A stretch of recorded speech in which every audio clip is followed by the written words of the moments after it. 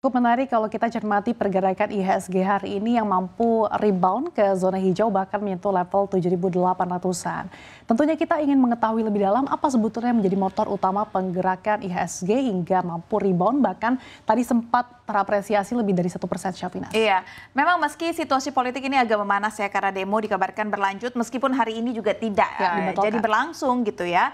Tapi kita tetap harus melihat fundamental Indonesia yang masih kuat di mana Menko Airlangga juga menegaskan kalau misalkan kemarin pertumbuhan ekonomi Indonesia stabil di kisaran 5%. Inflasi juga terkendali. Capital inflow dari pasar ke pasar obligasi juga cukup deras. Nah, itulah yang menjadi bantalan dari IHSG. Sementara itu, kalau kita lihat sentimen eksternal masih positif juga. Karena The Fed semakin dovish dan juga data manufaktur China yang solid membuat investor global kini lebih berani mengambil resiko, Sasa. Nah, dari sentimen eksternal juga ini tentunya China tengah menjadi sorotan pasar ya, Syaf, karena memang adanya gelaran KTT Shanghai Cooperation Organization atau SCO yang bahkan disebut-sebut terbesar sepanjang sejarahnya. Nah, apa nih yang bisa kita cermati dari pertemuan tersebut?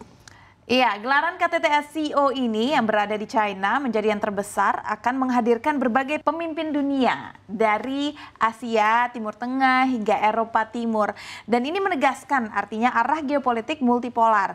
Pertemuan ini akan mendorong kerjasama energi, infrastruktur hingga penggunaan mata uang lokal yang membuat pasar global cenderung akan hati-hati dengan dorongan ke aset safe haven dan potensi penguatan yuan. Selain itu, dampak dari KTT SCO bagi komoditas juga cukup signifikan karena mayoritas anggota forum ini adalah produsen maupun konsumen besar energi dan bahan baku, khususnya adalah minyak.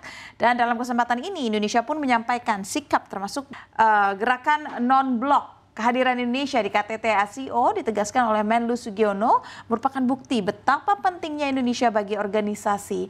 Untuk menegaskan kembali juga komitmen terhadap multilateralisme, gerakan non-blok dan kesediaan Indonesia untuk bekerjasama di SCO.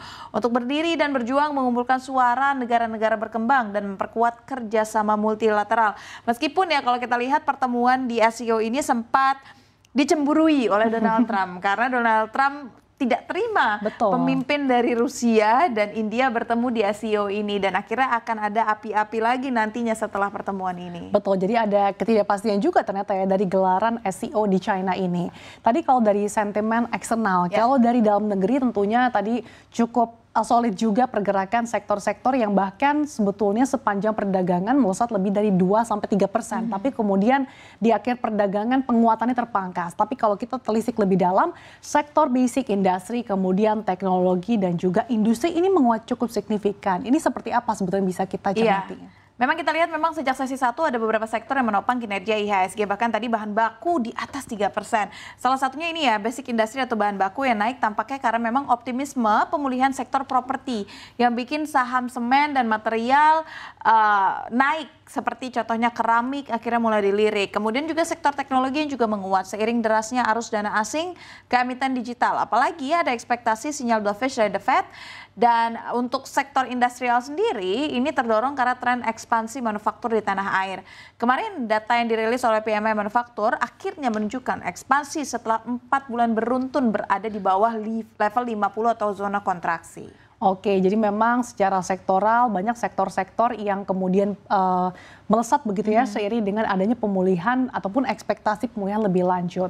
Nah, secara komoditas ini juga cukup menarik karena hari ini sejumlah emiten emas tampak berkilau pada perdagangan hari ini. Nah, sebetulnya faktor-faktornya apa saja sih, Chef?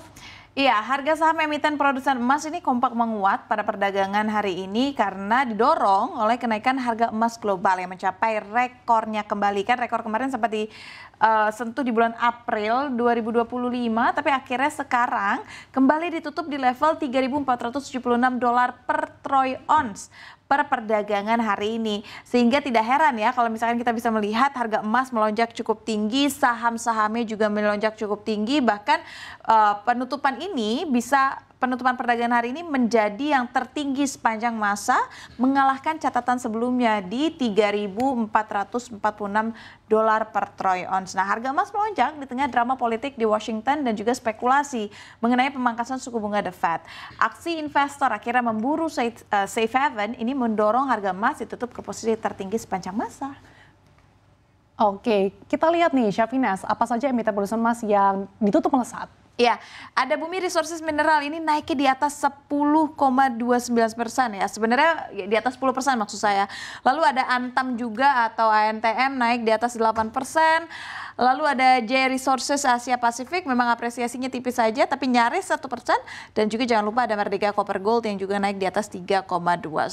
Tapi ya memang kalau kita lihat secara emas, pergerakannya tidak begitu signifikan terlalu tinggi atau terlalu rendah, tapi memang ini karena adanya momentum harga emas yang juga mencapai all time high-nya kembali, lalu permintaan ketidakpastian dari Amerika Serikat sehingga akhirnya berdampak baik juga ke saham-sahamnya. Dan kinclongnya harga emas secara year to date ini juga tercermin ya dari pergerakan kinerja keuangan emiten-emiten yang terafiliasi dengan pertambangan emas yang ternyata cukup impresif di sepanjang kuartal 1. Tentunya kita akan menantikan seperti apa, apakah memang seiring dengan harga emas yang lagi-lagi mencetak rekor ini bisa berlanjut di semester kedua ini. Belum lagi tadi sektor-sektor yang biasanya menjadi laggard di sepanjang tahun 2025, terutama di first half ini bisa menjadi katalis ataupun penopang IHSG di semester kedua. Nanti kita tunggu lebih lanjut, apalagi di masa situasi yang sempat memanas ini kita akan lihat bagaimana performa IHSG, apakah memang 7.800 ini bisa menjadi level yang cukup kuat untuk berpijak atau justru jangan-jangan kembali lesu.